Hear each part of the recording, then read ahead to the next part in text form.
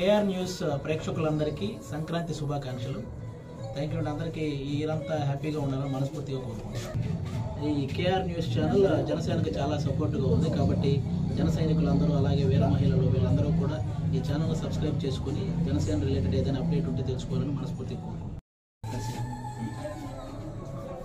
KR news ప్రేక్షకులందరికీ సంక్రాంతి శుభాకాంక్షలు. Thank you. అందరికీ ఈ ఇయరంతా హ్యాపీగా ఉండాలని మనస్ఫూర్తిగా కోరుకుంటున్నాను.